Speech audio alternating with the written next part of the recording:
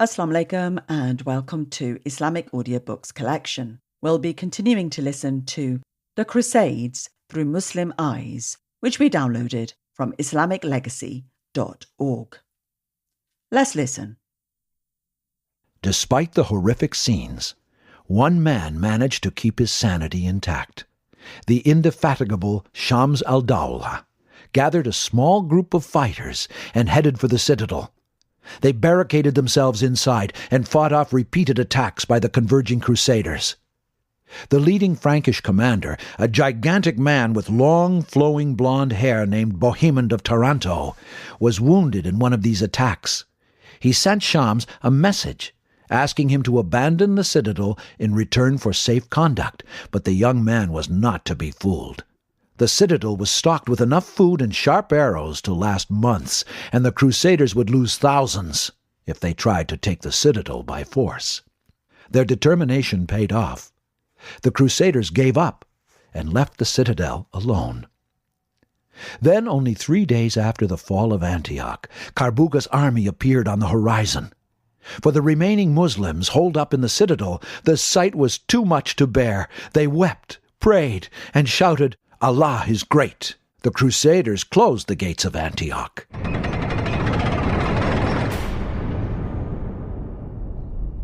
The besiegers had become besieged. Carbuga's army had swelled in numbers. As soon as he crossed into Syrian territory, Dukak and other princes joined with their forces. This Muslim army was truly massive. The Crusaders probably hadn't seen a larger army before, and now that they were besieged themselves, with no food and no prospect of pillaging neighboring lands for supplies, they were facing annihilation. And that was certainly what should have happened. Except that the Muslim army was majestic in appearance only. Dukak was hard at work, whispering evil thoughts about Carbuga into the ears of the emirs. If Carbuga was to defeat the Crusaders, then he would set himself up as a savior of sorts, and no Syrian city would escape his rule. Compared to that scenario, the Franks were a lesser problem. They were simply retaking what had previously been a Christian city anyway. The whispering campaign gained momentum, and Carbuga felt he was losing control of his troops. In his anxious desperation, he proposed a truce with the Crusaders. This move completely demolished his credibility with his own troops on the one hand, and emboldened the Franks on the other. The Crusaders charged, without even responding to his offer. Carbuga unleashed a wave of cavalry archers in retaliation, but Dukak and those who had been influenced withdrew at this decisive moment. Carbuga realized that he was isolated. He ordered a retreat. The army from Mosul almost fled the scene in total humiliation. Thus, the great Muslim army disintegrated into pieces without a battle. The Christians were confused at the sight. There had been no battle to warrant this kind of retreat. Surely this must be a trick.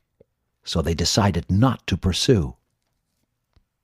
Prior to Antioch, the Muslim world was clinging to the hope that a united army may rise to face the challenge of the Crusader invasion. Now this hope was completely destroyed, paving the way for the Crusaders to advance unchecked to their ultimate destination, Jerusalem.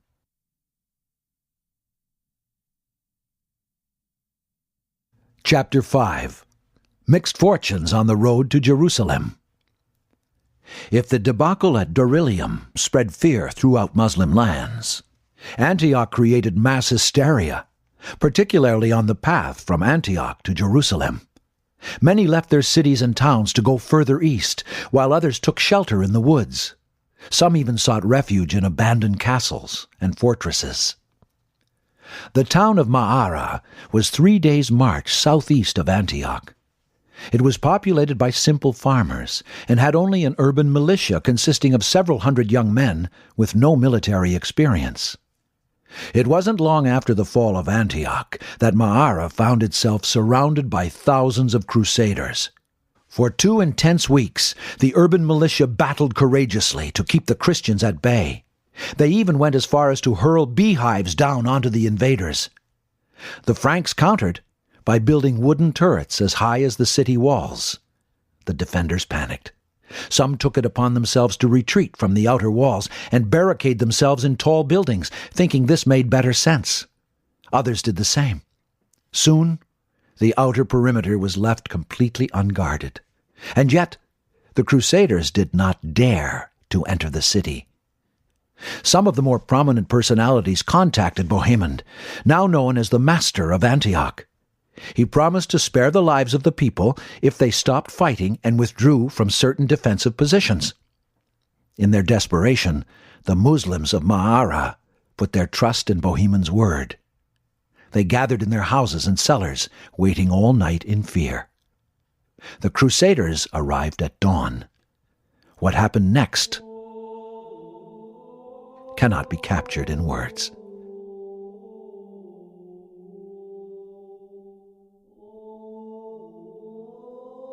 For 3 days, there was pure carnage. The Crusaders put the whole town to the sword, and then they cooked the flesh of the Muslim adults and children, and then devoured them.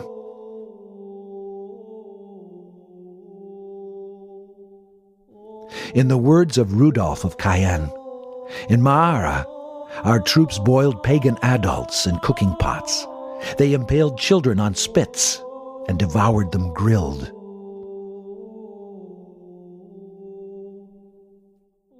These terrifying images were long preserved in poems and oral traditions. The image of the Crusader was more beast-like than human.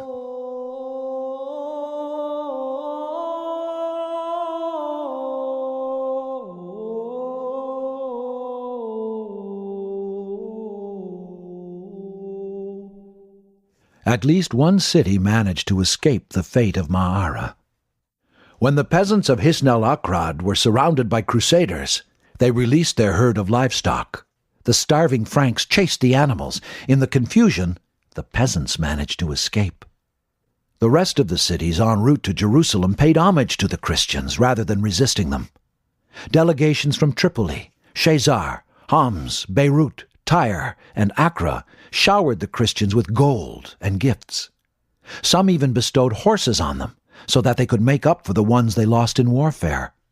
Such was the fragmented state of the Muslims that they all but laid the red carpet for the Franks on the way to Jerusalem.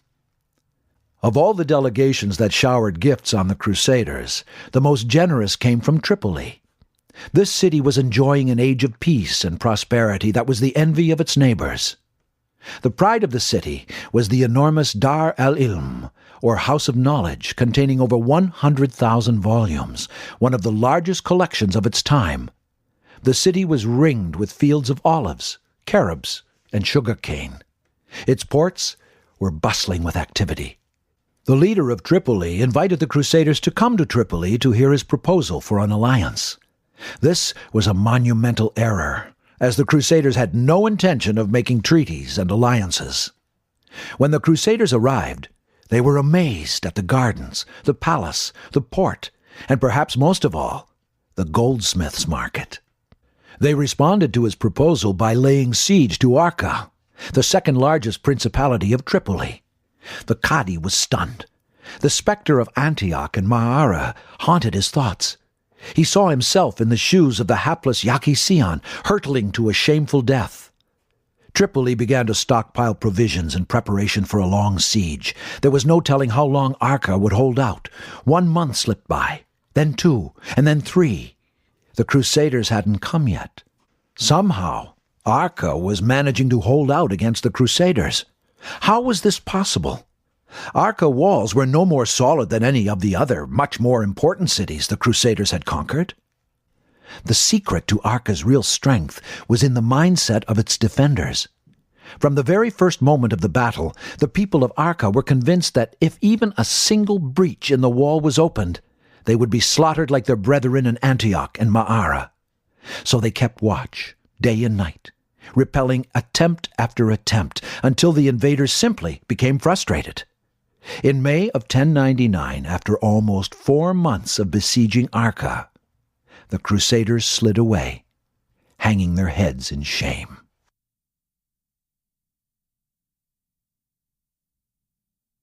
Chapter 6, The Night is Darkest Before the Dawn. Relations between the Sunnis and the Shiites had been hostile for as long as anyone could remember.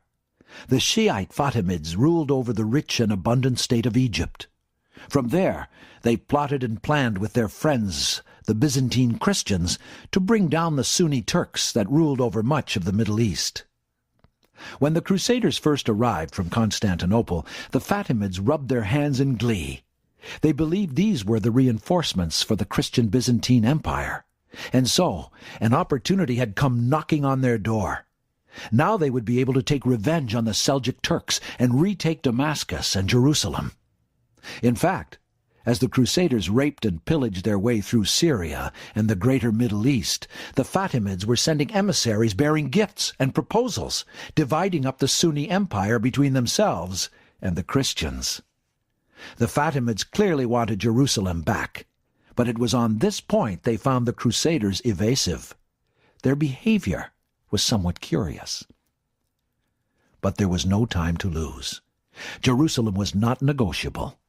After the fall of Antioch, the Egyptians laid siege to Jerusalem. In a matter of a few months, they took over the city and installed their own garrison commanded by Iftikhar al-Dawla. And then came a stunning admission from the Byzantine emperor himself. The Crusaders were not under his control. In fact, more precisely, they were out of control. There was nothing he could do to influence them. It wasn't long before the Crusaders arrived at the outskirts of Jerusalem. The Shiite general had prepared for a long siege, but his resistance was short-lived. The Crusaders managed to penetrate Jerusalem through the Jewish quarter and had already begun to massacre its inhabitants. Before long, the Fatimids were surrounded. But just as all hope had been lost for the Shiite soldiers, the Crusaders sent a messenger promising safe passage out of Jerusalem if they surrendered. Iftikhar al-Dawla capitulated, despite knowing full well the Crusaders were not in the habit of keeping their promises. As soon as the Fatimids left, the population of the city was massacred. The horrific atrocities they committed have already been recounted. After the fall of Jerusalem, the Christian Crusaders continued on the warpath to claim as much territory as possible from the fragmented Muslim nation. The Muslim princes were much more interested in maintaining control over their own principalities, and some even rejoiced at watching their rival Muslim leaders fall at the hands of the Franks. Within a few years, the Crusaders managed to capture many coastal cities. In most cases, the people of these cities and towns were brutally put to the sword. The cities of Haifa, Jaffa, Accra, Beirut, Saida, and Tripoli were lost. However, the Crusaders suffered some serious setbacks as well. Kilij Arslan, now older and more experienced, and Danishmend the Wise united once again to crush Crusader armies in the north in 3 successive battles. The rulers of Mosul and Haran also put aside their differences to prevent Frankish attempts at taking Baghdad. Their unified force dealt such a humiliating defeat to the Crusaders that Bohemond of Antioch sailed back to Europe, never to be seen in Muslim lands again. But by 1100, only 4 years after the initial invasion of Muslim lands, the Crusaders consolidated much of their territory and divided it into 4 provinces. These were the counties of Edessa, Antioch, Tripoli, and the Kingdom of Jerusalem. The Crusaders had formed a string of Christian nation-states within the Muslim heartland. And within these lands was born the most fanatical and bloodthirsty strain of Crusader the Muslims had ever seen. In the Templar and Hospitaller Knights was the strict discipline and austerity of monks, combined with the belligerent mentality of robber barons. Their terrifying mixture of religious fanaticism and brutality singled them out for disdain by even the most diplomatic and tolerant Muslim leader. The Muslims looked toward Damascus, Aleppo, and Baghdad for leadership in these tragic times, but their Muslim leaders washed their hands of any responsibility. They were living in their own worlds, detached and afraid to defend even their own territories, let alone launch a counteroffensive. Ridwan of Aleppo agreed to pay large sums of gold as a tribute to the Franks of Antioch. So belittled was he that he placed a large cross on the main mosque of Aleppo to please his Frankish lords. The princes had been orchestrating conspiracies against each other for so long that none of them could trust each other. Each felt that it was a lesser evil to lose land to the Franks than to their rival Muslim princes. Like in Sicily or Al-Andalus before them, they sought help from the Christians in fighting their internal wars. What the Muslims did have on their side was numerical superiority. Many of the Crusaders returned to Europe. Gaining reinforcements became increasingly difficult due to a more unified Seljuk front in Anatolia. The Crusaders relied instead on reinforcements by sea, as they held most of the coastal cities. Another crucial tactic of the Crusaders to counter their lesser numbers was to build large castles to keep themselves fortified against their enemies. Although the leaders were unwilling to act, the general Muslim Ummah and some of its learned men showed more urgency. Of them was the Grand Qadi of Damascus, Abu Sa'd al-Harawi, who traveled for 3 weeks under the scorching sun to Baghdad, and there he made a powerful call for jihad. "How dare you slumber in the shade of a complacent safety, leading lives as frivolous as garden flowers, while our brothers in Syria have no dwelling place save the saddles of camels and the bellies of vultures. Blood has been spilled, beautiful young girls have been shamed, and must now hide their sweet faces in their hands. Shall the valorous Arabs resign themselves to insult, and the valiant Persians accept dishonor? Never have the Muslims been so humiliated. Never have their lands been so savagely devastated." There were tears, but nothing more.